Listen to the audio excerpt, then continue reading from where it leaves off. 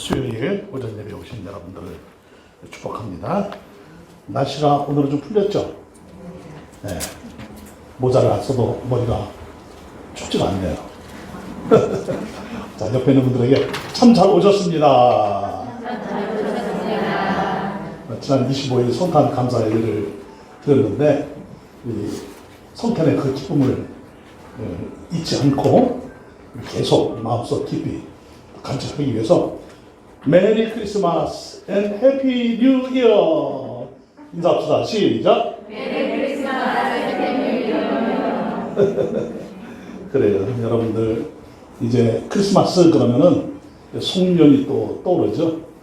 그래서 이제 마지막 송구를 하고 영신을 하는 그때 송구 영신 예배가 이번 주 토요일에 드려지게 됩니다. 그리고 바로 이어서 신년 감사 예배를 드리게 될 터인데 여러분들 새해에 더욱 희망차고 더 복된 역사가 여러분들에게 임하기를 주님의 이름으로 축복합니다.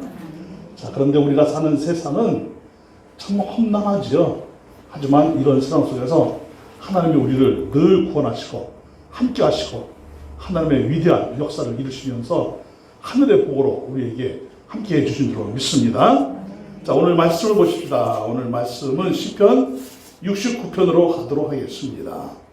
시편 69편 1절부터 18절까지 말씀인데 먼저 시간이 아마 한 7절 정도까지 밖에는 설교할 시간이 없을 것 같습니다. 그래서 일단 7절까지 보도록 하겠습니다.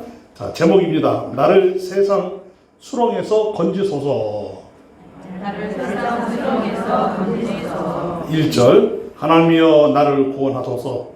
물들이 내 영혼에까지 흘러 들어왔나이다. 나는 철저히 오는 깊은 수렁에 빠지며 깊은 물에 들어가니 큰 물이 내게 넘치나이다. 내가 부르짖음으로 피곤하여 나의 목이 마르며 나의 하나님을 바라서 나의 눈이 쇠하였나이다. 가까운지 나를 미워하는 자가 나의 거리를 당하고 부당하게 나의 원수가 되어 나를 끌려하는 자가 강하였으니 내가 빼앗지 아니하고 부러지게 되었나이다. 하나님이여 주는 나의 우매함을 아시오니 나의 죄가 주 앞에서 숨김이 없나이다. 주방문에 여호와여 주를 바라는 자들이 나를 인하여 수치를 당하게 하지 마옵소서.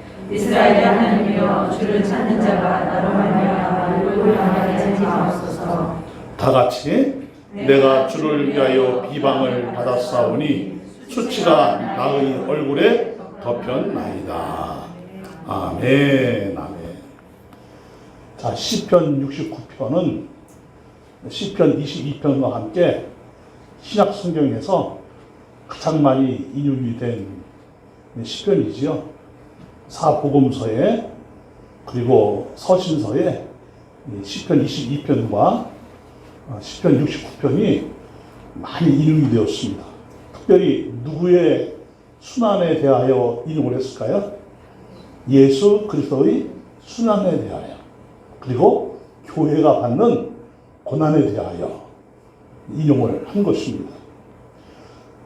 이 시편 69편은 다윗이 썼는데 다윗이 언제 이 시편을 썼는지는 명확하지는 않습니다. 아마도 압살롬의 반역을 피해서 도망을 다니면서 이 시를 기록을 했을 것이다 라고 주장하는 학자들도 있고요.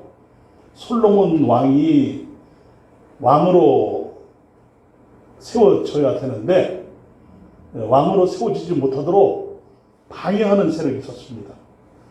이때 다윗이 고난을 참 많이 당했습니다.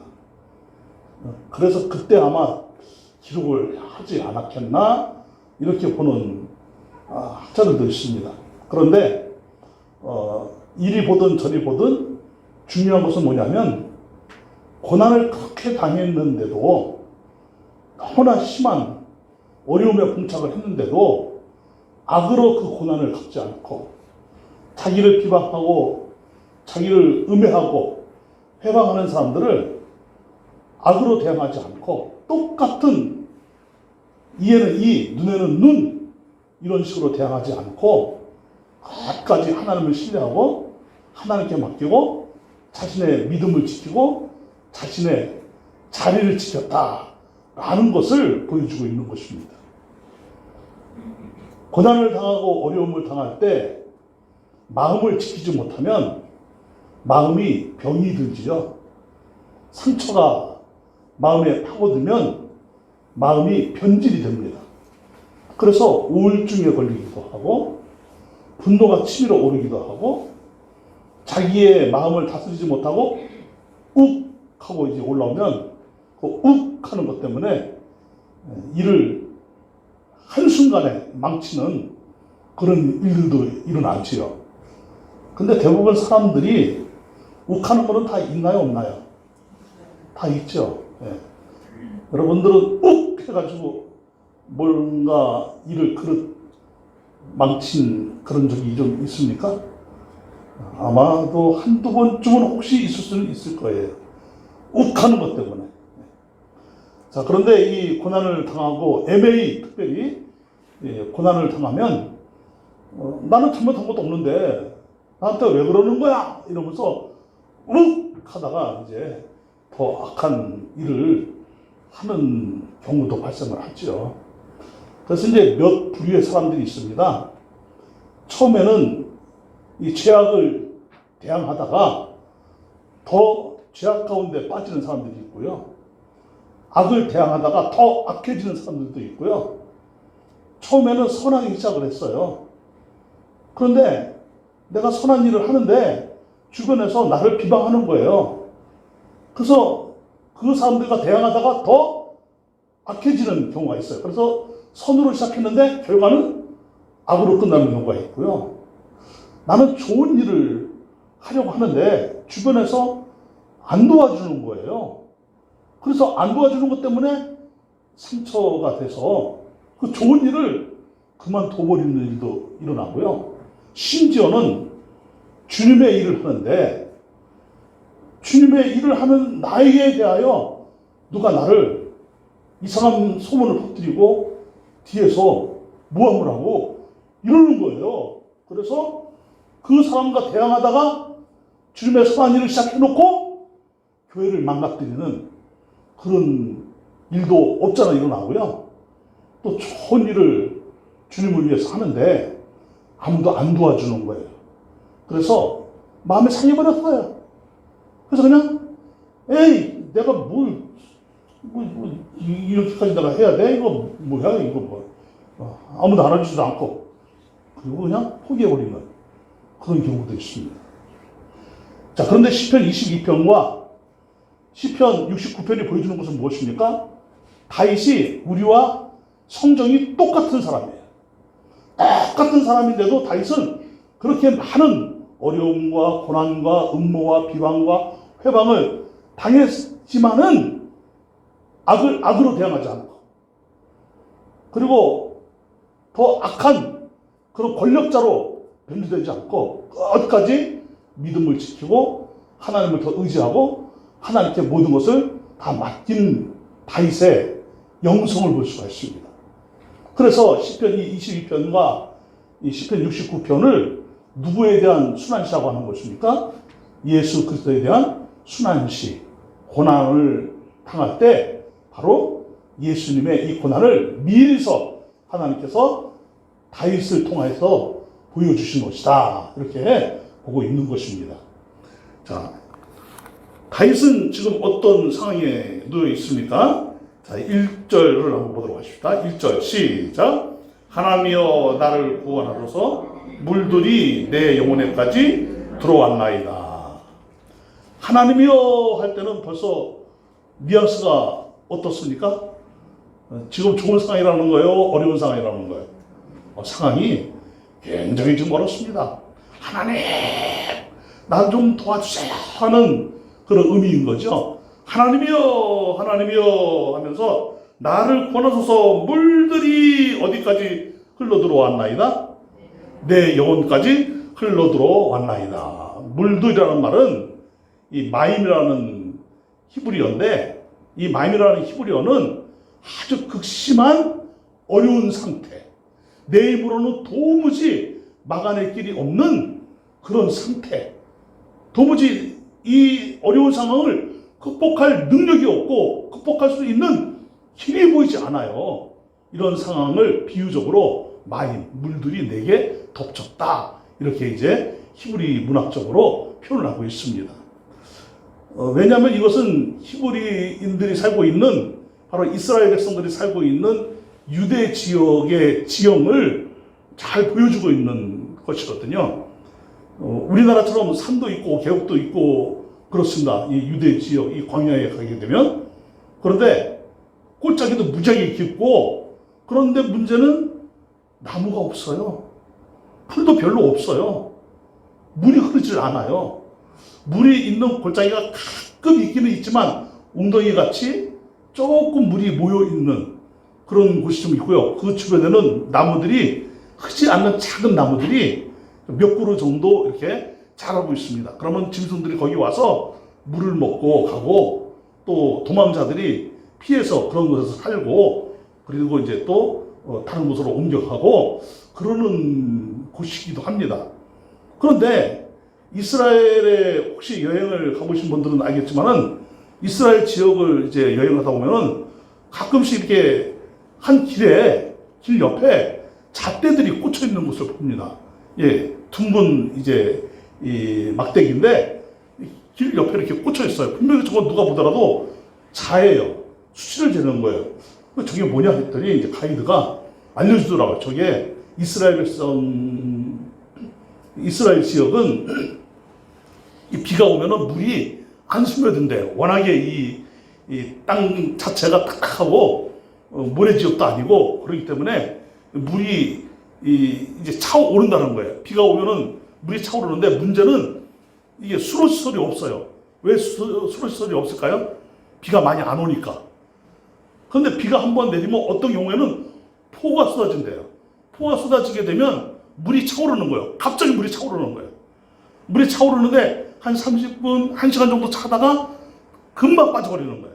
그러니까 굳이 수로를 안 만들어도 된다는 거죠. 그 물이 얼마만큼 찼는가, 이 수치를 보여주는 그런 막대기들이 꽂혀 있어요. 자, 평지가 그럴 정도라고 한다면 골짜기는 어느 정도가 되겠습니까? 골짜기에서 이렇게 쉬고 있는데 갑자기 이제 폭우가 쏟아지는 거예요. 그러면 물이 갑자기 일어나는 거죠. 그러면 그 물은, 골짜기에서 내려오는 물을 한번 여러분들이 이미지네이션 한번 해보세요. 서서히 흐르는, 잔잔하게 흐르는 그런 물일까요? 아주 급하게, 아주 강력한 힘으로 내려오는 물일까요? 급하면서도 강력한 힘으로 내려오는 물이죠. 제가 유튜브를 하나 봤는데요. 분명히 굉장히 큰 트럭이에요. 아마 한 10톤 이상은 충분히 넘는 그런 트럭인데, 물이 막 흐르는 강인데 난간이 없는 이 좁은 다리예요. 그런 다리 위를 물이 흐르는 그 위로 그냥 이 자기의 차량의 무게를 믿고 이 운전기사가 그냥 지나간 것 같아요. 한 중간쯤 갔는데 차가 점점 밀더니 강으로 그만 빠져버렸어요. 이걸 유튜브로 찍었더라고요. 그러니까 이 핸드폰 카메라로 찍었더라고요. 운전기사가 간신히 창문을 열고 차 위에 올라가 앉아있는데 아무도 그것을 구할 수가 없어요. 물은 어마어마하게 빠르게 흐르고, 그 나라는 인프라 구축이 어떻게 되는지 모르지만은 헬기도 어떻게 뜰 수도 없는 그런 상황인 것 같아요. 아마 그 사람은 죽었을 것 같아요. 엄청나게 물이 많았기 때문에. 이런 상황입니다. 이런 상황. 그러니까 이 골짜기 같은 경우는 물이 엄청나게 갑자기 막 밀려오는 그런 상황은 내가 대처할 능력이 없는 거예요. 다윗은 지금 이런 상황을 보여주고 있는 것입니다. 자, 1절 한번 다시 한번 봅시다. 하나님이여 나를 구원하소서. 물들이 내 어디까지 흘러 들어왔나이다? 영혼까지 흘러 들어왔대요.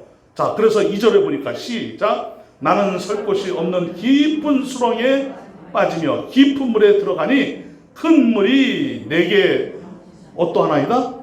넘치나이다. 내가 대항할 능력이 있다는 거예요? 없다는 거예요? 없습니다. 없습니다. 그래서 3절에 보니까 내가 부르짖음으로 피곤하여 나의 목이 마르며, 다 같이 시작, 나의 하나님을 바라서 나의 눈이 새하였나이다. 얼마나 힘들고 고통스러운지, 이거는 도무지 인간적인 힘으로 해결할 능력이 없는 거예요. 근데 사실 다윗은 지금 누굽니까? 왕이죠. 군대가 있습니까? 없습니까? 군대가 있죠. 충신들이 있습니까? 없습니까? 얼마든지 있죠. 그런데 그런 군대를 모으고 충신들에게 부탁을 해서, 야, 내가 지금 이런 정도로 어려움을 당하고 있는데 너희들이 다 알고 있지? 자, 이럴 때 어떻게 해야 되냐? 아, 왕이시여, 왕은 지금 힘도 있으니까 우리도 군대를 조직하고 힘을 모아서 저 악한 인간들을 처단합시다. 얼마든지 그럴 수 있잖아요. 자기 힘에 그 권력을 이용해서. 여러분, 악을 대항하다가 또 다른 무엇을 나올 수 있다 그랬습니까? 악이 될 수 있어요. 우리가 이거 상당히 조심해야 됩니다. 또 처음에는 선하게 일을 시작했어요. 그런데 내가 너무 힘드니까, 일이 힘든 저리 힘든, 일이 힘든 상황이든 저리 힘든 상황이든 내가 좀 힘이 들어버리면, 상황이 돼버리면, 자, 내 어디가 상할 수 있어요? 마음이 상할 수 있어요. 마음이 상해지면 사람들이 선해집니까? 독해집니까? 독해지죠. 자, 마음이 변질된다, 상한다, 이것은 사실은 마음이 독해진다는 뜻이에요. 자, 독이라는 뜻이 무슨 뜻입니까, 여러분? 상했다는 뜻이죠. 자, 상한 음식을 먹게 되면 왜 죽지요? 거기에 독성이 있기 때문에. 상한 음식을 먹으면 배탈이 나고 잘못하면 죽어요. 식중독걸도 죽어요. 자, 식중 뭡니까? 독. 독이 되는 거예요, 독. 그래서 내 마음이 상해버리면 독이 올라오는 거예요. 이걸 가리켜서 독기라고 그러는 거예요, 독기. 자, 그런데 다윗은 어떠했습니까? 이런 상황에서, 야, 그래, 군대를 모으자. 그리고 다 나를 따르라. 저 인간들을 내가 처치해야 되겠다. 내가 이래봬도 힘이 얼마나 센 사람이야. 나는 군대가 있어. 나는 충신들이 있어. 나와 함께하는 사람들이 있어. 내 팀이 있어. 내 사람이 있어. 나를 신뢰하는 사람들이 있어. 가자! 나를 따르라! 얼마든지 그럴 수 있지만 다윗은 그렇게 대항하지 않았다는 거예요. 오히려 다윗은 모든 것을 다 내려놓고, 왕이라는 직분까지 내려놓고, 자기의 힘을 다 포기하고, 주변에 의지할 수 있는 것까지 다 포기하고, 오직 누구에게 나아갔을까요? 하나님께로 나아갔어요. 그래서 얼마나 간절하게 부르짖는지, 이 간절함의 그 모습을 어떻게 표현하고 있습니까? 내가 부르짖음으로 어떡하여? 피곤하여. 자, 저나 여러분들이나 피곤하면 잡니까? 기도합니까? 피곤하면 자지요. 예, 피곤하면 자요. 피곤해서 기도할 시간이 있어도 힘이 없어서 기도 못한다는 거예요. 힘들어서 교회 나올 힘도 없다는 거예요. 그래서 잡니다. 자, 그런데 이 다윗은 피곤할수록 더 어떻게 기도했다 이거예요. 지금 피곤해서 기도를 포기하고 싶은 마음이 들 수 있어요. 그런데 포기할 수 있다 없다? 포기할 수 없다. 하나님이 나를 도와주시지 아니하시면 나는 이런 상황에서 벗어날 길이 없습니다. 간절한 마음으로 하나님을 향하여 기도한 거지요. 이런 기도의 영성이 살아나기를 주의 이름으로 축복합니다. 힘들다고 기도하는 것을 포기하는 것이 아니라, 힘들다고 기도 못하는 것이 아니라, 힘들수록 오직 나를 도우실 이는 하나님 한 분밖에 없습니다 하면서 하나님께 더욱더 나오는 우리 모두가 되어야 될 줄로 믿습니다. 자, 그래서 보십시다. 내가 부르짖음으로 피곤하여 나의 목이 어떠하며? 목이 마르며. 분명히 물이 많은데 뭐가 말라요? 목이 말라요. 물이 다른 거지요. 여러분, 물이 많아도 마실 수 없는 물이 있어요. 저 바다 한가운데 나가서 물이 떨어졌어요. 그런데 바닷물은 출렁출렁 온 사방이 다 바닷물이에요. 목이 마르다고 바닷물을 먹으면 어떻게 됩니까? 예, 이제 죽어요. 죽어. 큰일 나는 거죠. 예? 마실 수 있는 물이 있고 마실 수 없는 물이 있어요. 물이라고 다 물이냐? 다 물이 아니라는 거예요. 그러나 저와 여러분들에게는 어떤 물이 있어야 됩니까? 생수가 있어야 되는 거죠. 이 생수가 누구예요? 예수 그리스도예요. 믿습니까? 또 생수가 누구예요? 성령님이셔요. 믿습니까? 그래서 우리에게는 생수의 강이 넘쳐 흘러야 될 줄로 믿습니다. 그래서 하나님께 간절히 기도하면서 목이 탈 정도로 하나님의 은혜를 사모하며 하나님의 도우심을 간구하며 나아가는 이 다윗은 지금 어떤 상태에 놓이게 된 거예요? 나의 하나님을 바라서 나의 눈이 어떠하였나이다? 새하였나이다. 나는 이제 그만 하나님을 바라보고 싶어요. 너무 힘들고 지쳐서. 하나님도 나를 버린 것 같아. 하나님 해도 너무해. 여러분, 위험성이 뭐냐면 우리가 간절히 기도하고 정말 하나님을 신뢰하면서 그렇게 하나님께로 나아갔는데 나에게는 아무 일도 안 일어났어요. 하나님이 안 계신 것 같아요. 기도 응답이 안 됐어요. 문제 해결이 안 됐어요. 그러면 원망이 누구에게로 향합니까? 하나님께로 향하죠. 대표적인 것이 어디에 많이 나타났습니까? 이스라엘 백성들이 광야에서 지날 때 딱 가면 하나님을 원망하고 저 애굽 땅으로 돌아가자 그리고 그랬던 이스라엘의 모습이 바로 우리들의 모습이 될 수도 있다라는 거죠. 그런데 다윗은 기도 응답이 없어요. 하나님이 안 도와주시는 것 같아요. 하나님이 안 계신 것 같은 그런 느낌이 들 수도 있지만 그렇다고 나는 여기서 기도를 포기할 수 없다. 하나님을 의지하는 것을 포기할 수 없다. 나는 끝까지 죽더라도 하나님께로 고개를 향하여 들고 하나님께로 방향을 향하여 내가 몸져 누워 죽더라도 그렇게 죽겠다. 이런 심정으로 하나님께로 향하는 거예요.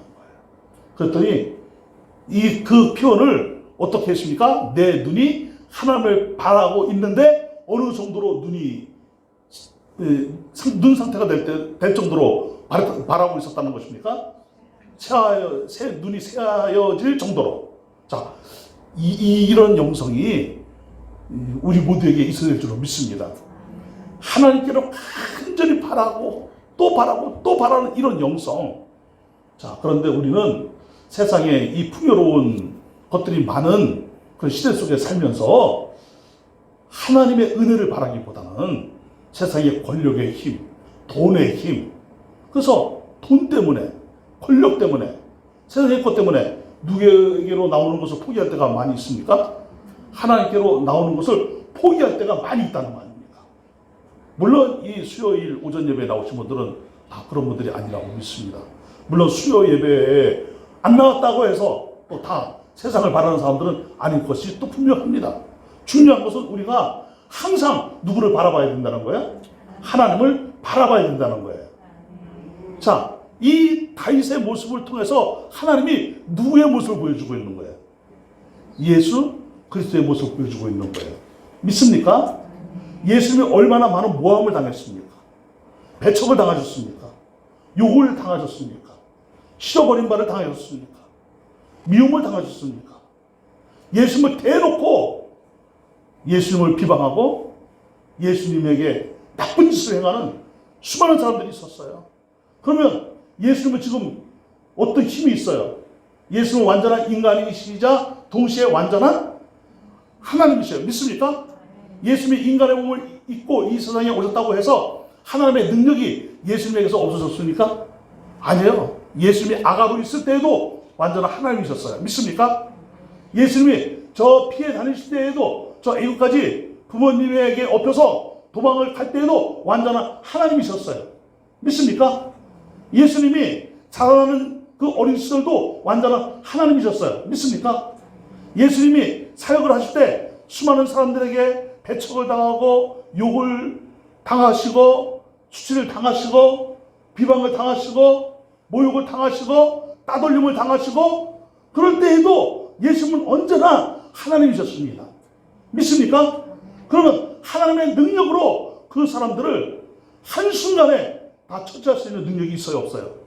있죠. 마치 다윗이 군대의 힘이 있어요. 충신들이 있어요. 얼마든지 힘으로 대항할 수 있지만 그렇게 하지 않았던 모습이 곧 누구의 모습을 보여주는 거예요? 예수 그리스도의 모습을 보여주는 거예요. 그러면 예수는 언제 하나님으로서의 그 신적인 능력, 그 신성을 사용하셨습니까? 어려운 사람들, 소외된 사람들, 병든 사람들, 연약한 사람들, 이런 사람들을 고쳐주실 때, 치유하시고 회복을 하려고 하실 때 하나님께서는 바로 예수 그리스도의 그 놀라운 영적인 그 능력이 역사되어지도록 그렇게 하신 거 아닙니까? 여러분, 우리가 힘을 낭비해서는 안 될 줄로 믿습니다. 나 힘이 있다고 막 해서도 안 될 줄로 믿습니다. 힘이 있다고 갑질해서도 안 될 줄로 믿습니다. 특별히 우리가 교회 안에서 직분을 받을수록 더 겸손해야 될 줄로 믿습니다. 그리고 더 섬겨야 될 줄로 믿습니다. 하나님의 아름다운 사람들로서 우리의 살아가는 모습이 하나님께 기쁨을 드리고 하나님께 영광을 올려드리고 하나님의 놀라운 그 은총의 역사를 우리가 하려고 되는 축복의 통로가 되어야 될 줄로 믿습니다. 괜히 힘 있다고, 괜히 능력 있다고, 야 내가 이래봬도 이런 사람이야 라고 자기를 드러내려고 자랑하려고 하는 그런 행위를 해서는 안 될 줄로 믿습니다. 여러분, 그런데 우리끼리 얘기지만 사람들에게는 어떤 마음이 있어요. 자기를 드러내고 놓고 싶은 마음이 좀 있지요. 자식이 잘 되면 자식 자랑하고 싶고요. 남편이 잘 되면 남편 자랑하고 싶고요. 자기가 잘 되면 자기 자랑하고 싶고요. 그렇죠? 특별히 여러분들 몸매 자랑, 돈 자랑, 미모 자랑, 현대인들의 자랑이에요. 그리고요, 잘 살면은 나 이만큼 살고 있다라는 그런 자랑들이 세상에는 얼마나 많습니까? 하지만 우리들은 우리 자신들의 모습은 철저하게 십자가 뒤로 감추고, 아멘? 오직 우리들을 통해서 예수 그리스도의 모습이 드러나기를 주님으로 축원합니다. 예수의 향기를 바라고, 예수의 빛을 바라고, 복음을 들고 나아가면서 축복의 통로로 쓰임받고 하나님의 나라를 아름답게 펼쳐가는 주의 역사를 만들어가는 히스토리 메이커들이 되어야 될 줄로 믿습니다. 이런 모습들이 우리들의 모습이 되어야 되는 거예요. 각자 성도들 개개인의 모습이 되는 그런 교회가 세상을 변화시키는 능력 있는 교회로, 영적 거목의 교회로 쓰임받는 것이에요. 그래서 우리 교회를 통해서, 우리 또 사랑하는 삼위기의 성도님들을 통해서, 우리 수요예배에 이렇게 나와 계시는 여러분들을 통해서 하나님의 놀라운 역사가 펼쳐지게 되기를 주님의 이름으로 축원합니다. 자, 보십시다. 지금 다윗은 어떤 고난을 당하고 있습니까? 4절 보십시다. 시작. 까닭없이 나를 미워하는 자가 나의 머리털보다 많고 부당하게 나의 원수가 되어 나를 끊으려 하는 자가 강하였으니 내가 빼앗지 아니한 것도 물어주게 되었나이다. 참, 세상에는요 이런 일들이 많이 일어나요. 애매히 고난을 당하는 거죠. 잘못한 것도 없는데 고난을 당하는 거죠. 특별히 이 4절은 무엇을 의미하냐면요, 따라갑시다. 배신당함. 시작. 배신당함을 의미해요. 네가 그럴 줄 몰랐다는 거예요. 당신은 어떻게 나한테 그럴 수 있어? 내가 당신한테 얼마나 잘해줬는데, 내가 당신한테 얼마나 나를 희생하면서까지 도와주고 그랬는데 당신이 나한테 그럴 수 있어? 그럴 수 있어. 이런 상태가 지금 4절의 상태다 이 말씀이에요. 여러분, 내가 잘해줬는데 나를 배신하는 사람들이 있다고 하면 얼마나 상처가 크겠습니까? 그 상처는요 이루 말할 수가 없는 거지요. 그런데 다윗은 지금 왕으로서 너무너무 선한 하나님의 역사를 이루기 위해서 선정을 베풀고 정말 선한 왕으로서의 역할을 잘 감당하려고 상당히 많이 베푸는 선정을 하는 그런 왕이었단 말입니다. 그런데 겉으로 볼 때는 잘 몰랐는데 나중에 결정적인 찬스가 오니까 다윗을 배반하고 다윗을 공격하고 자기들이 힘을 모아가지고 너 내려와 하고 다윗을 끌어내리고 자기가 다윗의 자리에 앉으려고 하는 이런 일들. 여러분, 세상은 이와 유사한 일들이 정말 많이 일어납니다. 겉으로 보기에는 친구예요. 겉으로 보기에는 서로 사랑해요.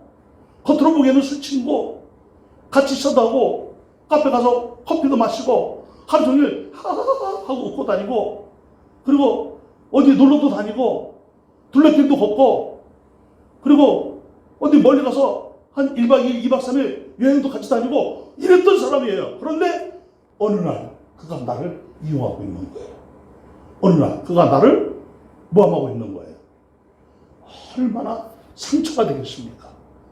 이런 당사자라고 한다면 정말 고통스러웠겠지요.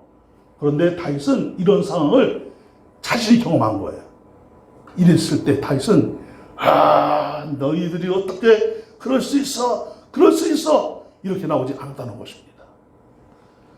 아주 오래전 일입니다. 거의 한 20년 가까이 되는 일인데, 아직도 그 말이 생생해서 기억이 나는 게 있는데, 어디 아파트라고는 하지 않을 거예요. 괜히 그 아파트에 사시는 분들 공포스러울까봐. 그 아파트 옥상에서 한 여성이 죽었습니다. 칼에 찔려서. 나이 20대. 예. 근데 그 여성의 친구가 우리 교회에 나오고 있었습니다. 지금 이제 안 나오고 있는데, 그 여성이 친구가 막 전화가 와가지고 도와줘 막 이래서 옥상으로 이제 올라갔다는 거예요. 그런데 친구가 칼에 맞아서 죽고 가고 있는 거예요. 애인이 칼을 찔러버렸어요. 네. 그러면서 그 친구가 이제 칼에 맞은 친구가 이제 죽어가면서 하는 말이, 어떻게 그놈의 새끼가 나한테 이럴 수가 있어. 내가 해준 게 얼마나 많은데 그놈이 나한테 이렇게 할 수가 있어. 이런 말 남기고 죽었다는 거 아닙니까? 네? 이제 그 친구는 이제 결혼해서 이제 잘 살고 있습니다. 네. 아기도 낳고 아주 잘 살고 있습니다. 세상에 참 이런 일들이 많아요. 그런데 아예 우리가 인정을 해버려야 돼요. 따라갑시다. 세상이 그렇다. 세상이 그래요. 하나님이 나와 함께 하지 않으면 우리는요, 상처투성이의 인생을 살 수밖에 없어요. 그런데 고난이 주는 유익이 있어요. 여러분, 이 고난이 우리에게 주는 유익이 뭐냐면, 따라갑시다. 또 나를 객관화시킨다. 시작. 나를 객관화시킨다. 무슨 말이냐면, 고난을 통해서 나를 다른 관점에서 보게 되는 거예요. 그동안은 내 중심에서 내가 생각하는 나의 모습, 나의 주관을 벗어나지 못했는데, 객관적으로 나를 벗어나서 다른 관점에서 나를 바라보기 시작하는 거예요. 나도 이런 사람이구나 하고 자기를 인정하게 된단 말이에요. 나도 똑같은 인간이다. 나도 힘이 없구나. 나도 나약한 인간이구나. 나도 제약이 있고 내 안에도 죄성이 있구나. 다윗이 보세요. 어떤 말을 하냐면요. 자, 5절을 봅니다. 자, 시작. 하나님이여 주는 나의 우매함을 아시오니 나의 죄가 주 앞에 수금이 없나이다. 나를 비방하는 사람이 많고, 나를 힐난하고, 나를 이렇게 대적하고, 나를 죽이려고 하는 이런 인간들이 많은데, 사실 따지고 보니까 나도 어리석은 사람입니다. 그 말을 하고 있는 거예요. 나도 죄가 있나이다. 나도 완전한 사람이 아닙니다. 이렇게 인정하고 있는 거예요. 여러분, 이런 인정함이 있기를 주님의 이름으로 축원합니다. 나는 아니야. 나는 괜찮아. 나는 얼마나 잘하고 있는데 나 정도로 하는 사람 있으면 나오라고. 여러분, 이렇게 되는 순간 변질되는 거예요. 겸손을 찾아야 될 줄로 믿습니다. 우리도 우리 자신의 연약함을 인정해야 될 줄로 믿습니다. 우리 자신 안에 있는 죄성을 인정해야 될 줄로 믿습니다. 그래서 나의 연약함, 나의 우매함, 나의 죄성을 인정하니까 나를 그렇게 못되게 굴고 나를 그렇게 힘들게 했던 그 사람에 대하여 어떤 마음이 드는 거예요? 그래, 인간이라면 그럴 수 있겠구나. 인간이 죄성이 있는 한 얼마든지 그럴 수 있지. 그러면 나는 이 문제를 어떻게 해결해야 되느냐? 자, 두 번째입니다. 하나님께로 나아감. 시작. 하나님께로 나아가. 그래서 나의 연약함도 인정하고 나를 여기 괴롭히는 그 사람의 그런 세상적인 그런 죄악도 인정을 하니까 이 문제를 해결해 주실 분은 누구밖에 없다? 하나님밖에 없다. 그래서 전지전능하신 완전하신 하나님께로 나아가는 기회가 되는 거예요. 믿습니까? 그리고 이제 믿음이 더욱더 견고해지고요. 무엇을 통해서? 고난을 통해서, 어려움을 통해서 믿음이 더욱더 견고해지는 것입니다. 그리고 뿐만 아니라 따라갔다. 기도가 되살아나더라. 시작. 기도가 되살아나더라. 기도가 되살아나는 거예요. 여러분, 사실 기도하지 않는 이유는 왜 그렇습니까? 진짜 기도하지 않는 결정적인 이유. 네. 기도하지 않는 결정적인 이유는 저나 여러분들이랑 똑같아요. 사실은 고난이 없어서. 아주 힘든 고난이 없어서 기도하지 않는 거예요. 근데 보세요. 진짜 내가 감당하기 어려운 힘든 고난이 있다고 한다면 누가 기도하지 말라고 해도 기도하러 나올까요? 안 나올까요? 기도하러 나와요. 그런데 그렇게 고난당하고 어려움을 당할 때 아무도 나를 도와준 사람 없을 때 기도의 자리에 안 나올 수 없어서 기도의 자리에 나와서 하나님 도와주세요 했더니 놀랍게도 기도의 응답의 역사가 빨리 일어날까요? 더 일어날까요? 빨리 일어나요. 믿습니까? 할렐루야. 그래서 하나님 도와주세요 하면서 아무도 없는 예배당에 나와서 그냥 의자를 그냥 펑펑 두들기면서 가슴을 치면서 하나씩 간절한 마음으로 기도했더니 그 다음 날로 그날로 문제가 해결이 되는 경우도 있더라 없더라? 있더라. 믿습니까? 기도의 역사. 그런데 고난이 있어야만 기도하는 것이 아니라 평상시에 기도가 더욱더욱 살아나기를 주의 이름으로 축원합니다. 그런 데다가 고난을 당하면 더욱더욱 또 기도하는 우리 모두가 되어야 될 줄로 믿습니다. 왜냐하면 문제를 악하게 풀어주시는 것이 아니라 문제를 선하게 풀어주시는 분은 누구밖에 없다? 하나님밖에 없다. 믿습니까?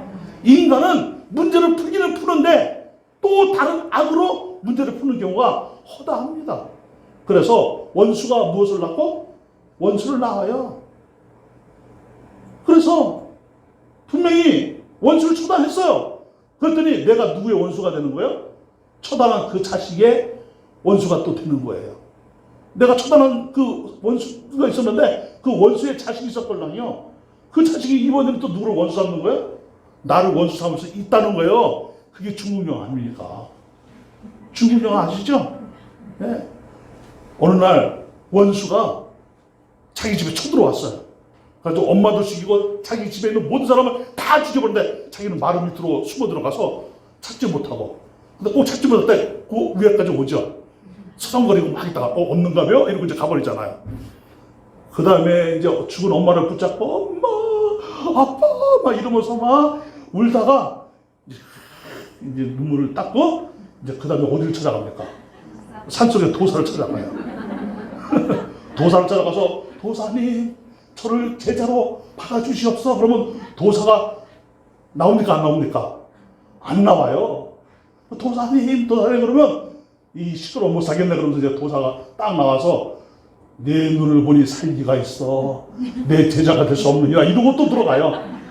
그러면 이제 영상 처리가 되잖아요. 뭐 바람 불고 비 쏟아지고 막 낙엽 팍 날아다니고 그런 거 보여주고 이제 그 다음에 도사가 다시 나와요. 나와서 네 정성이 혈카야. 내가 너를 나의 제자로 삼아주겠다. 이러잖아요. 그 다음부터 이제 도사에서 무술을 연마해요. 무술을 연마하는데 어느 날 꼭 바위 벼랑 위에서 도사하고 제자하고 싸우는 결투 장면이 나와요. 그죠? 그러다가 이제 스승이 이 도사가 제자의 칼에 맞아서 이 칼을 떨어뜨려요. 그러면 이제 도사가 꼭 한마디 하죠. 더 이상 가르칠 것이 없다. 하산하여라. 아닙니다. 저는 더 배워야 된다. 아니다. 더 가르칠 것이 없다고 뿅 하고 도사가 사라져. 그러면 그때서 이제 내려와서 원수들을 다 찾아다녀요. 원수들을 다 찾아다니고 진짜 원수를 마지막에 죽여버려요. 그리고 이제 끝납니까? 그 원수의 자식이 이제 또 원수를 삼고 자기를 찾아다녀. 이게 중국영화예요. 여러분 이게 세상이 아닙니까? 그러니 이 문제를 선하게 풀어주실 분은 오직 누구밖에 없다. 하나님밖에 없다. 믿습니까? 그래서 성경이 하는 말이 무엇입니까? 원수를 어떡하라? 사랑하라. 그럼 원수를 사랑하라는 누구를 두고 하신 말이에요? 예수 그리스도. 왜냐하면은 우리가 죄인 되었을 때 다 누구와 원수 되어 있었습니까? 하나님과 원수 되어 있었어요.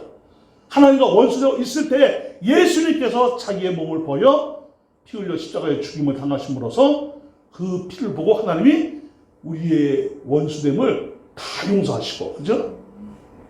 그래서 하나님과 우리가 원수가 그 모든 관계가 풀려버렸어요. 예수 그리스도의 십자가 피로. 그래서 영원히 누구와 화목하게 된 것입니까? 하나님과 화목하게 된 것이죠. 이것이 예수님의 인간적인 모습을 우리에게 보여주고 있는 시편이 바로 69편이다라는 것을 보여주고 있습니다. 여러분, 예수님께서 십자가에서 몸 버려 피 흘려 죽임을 당하심으로써 예수님께서 피 흘릴 때 그 십자가에서 얼마나 고난을 당하시고 죽으실 때 숨이 끊어질 때까지 고난이 얼마나 심하셨겠습니까? 이때 예수님은 하나님의 신적인 능력으로 얼마든지 그 고난에서 해보낼 수 있잖아요. 그런데 그 능력을 사용했습니까? 안 했습니까? 사용을 안 하시고 끝까지 담대하게 그리면서 마지막에는 뭐라고 말씀하셨습니까? 아버지여 저들을 용서해 주시옵소서. 다 이루었다. 하나님 나의 영혼을 받으시옵소서. 이 모든 것이 무엇입니까? 아무리 세상의 원수들로부터 악하게 비방과 고난을 당하고 애매히 죽음을 당해도 인간적으로 대항하지 않았다는 것이요. 여러분 이제 우리 차례입니다. 이 시편 69편을 우리는 읽고 묵상하면서 예수님이 나갔던 죄인 하나를 살리시려고 그런 신적인 능력까지도 포기하시면서 그런 고난을 당해 주셨다고 한다면 이제 우리는 주님의 자녀로서 하나님의 거룩한 나라의 백성으로 살면서 우리는 이 세상에서 살아가는 동안 예수님처럼 당하는 어려운 고난은 아니더라도 우리가 다윗과 같은 그런 고난을 당할 수는 있습니다.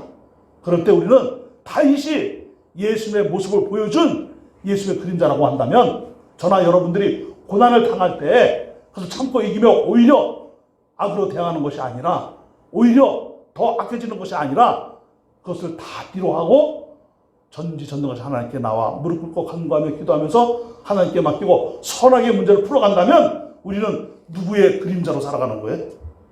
예수 그리스도의 그림자로 살아가는 거예요. 믿습니까? 예수님의 향기로 살아가는 거예요. 믿습니까? 예수님의 모습으로 살아가는 거예요. 믿으시죠? 이런 영성들이 임하기를 주님의 이름으로 축원합니다. 2022년도 이제 다 지나가고 있습니다. 이제 곧 며칠 있으면 2023년도를 맞이하게 될 것입니다. 새 희망과 새 역사의 2023년도가 되기를 주님의 이름으로 축원합니다. 원수 맺는 거, 마음에 상처 내는 거, 나를 비방했던 사람들, 나를 심하게 굴었던 사람들, 나에게 상처를 주었던 사람들 다 주님께 맡기시기 바랍니다. 그리고 다윗과 같은 모습이 우리들의 모습이요. 그리고 하나님께로 가까이 나아가 더 하나님께 기도하면서 우리가 피곤해지고 목이 마르고 눈이 새하얘진다 할지라도 결코 포기할 수 없는 우리의 믿음, 하나님께로 더 가까이 나아가 마침내 하나님이 모든 것을 선하게 풀어주시는 그 역사를 다 경험하시게 되기를 주님의 이름으로 축원합니다. 그러면 하나님께 영광, 여러분들은 복덩어리니까 축복의 통로, 할렐루야, 이런 역사로 평생을 하시기를 주의 이름으로 축원합니다. 기도합시다. 거룩하신 아버지 하나님 감사합니다. 시편 69편을 함께 말씀을 공부하면서 말씀이 주시는 그 은혜에 대해서 생각해 보았습니다. 다윗이 어려운 고난을 당해도 인간적으로 대항하지 않고 힘이 있었지만 그 힘을 포기하고 모든 문제를 선하게 풀어주실 하나님께로 그 문제를 가지고 나아가 간절히 기도하며 눈이 새하얘질 정도로 목이 마르도록, 그리고 정말 하나님께 간절히 기도하는데 하나님께 간절히 기도하는 그 기도가 얼마나 간절했는지 피곤해도 또 기도할 수밖에 없는 그런 상황 속에서 다윗은 살아계신 하나님의 임재를 경험하고 결국은 하나님께 영광을 돌리고 하나님의 은혜에 감사하는 역사가 일어났듯이 하나님, 이 다윗의 모습이 곧 예수 그리스도의 순환당하심과 십자가의 승리의 모습을 우리에게 보여주셨는데, 이제 우리가 이 세상에 살아가면서 어려움과 고난을 당할 때에 하나님께로 나아가 우리가 선하게 역사하시는 하나님의 은총 가운데 우리 인생의 모든 문제들이 풀어짐으로 말미암아 하나님의 영광을 드러내고 예수 그리스도의 모습을 나타내고 예수의 향기를 바라는 우리 모두가 되도록 인도하여 주시옵소서. 뿐만 아니라 이제 2022년도를 마무리하면서 우리 마음에 있는 이제 컬컬함들, 또 부담감들, 또 나를 힘들게 했던 사람들의 그 마음의 상처, 그리고 또 마음에 아직 해결되지 못한 그런 문제들 다 하나님께 맡기고 우리가 하나님께 더 가까이 나아가기를 원하옵나이다. 2023년도에는 새 희망의 역사가 일어나기를 원하오니 주여, 새로운 역사가 우리 앞에 펼쳐져 놀라운 축복의 해가 되도록 은혜 위에 은혜를 부어 주시옵소서. 그리고 오늘 저희들이 이제 기도할 터인데 우리가 우리 인생에 불어닥친 이런 문제들을 가지고 기도하다가 하나님의 인재를 경험하고 하나님께 영광 돌리고 우리의 인생에 불어닥친 모든 문제들은 선하게 풀리는 역사를 경험하는 그런 은총의 시간이 되도록 인도하여 주시옵소서.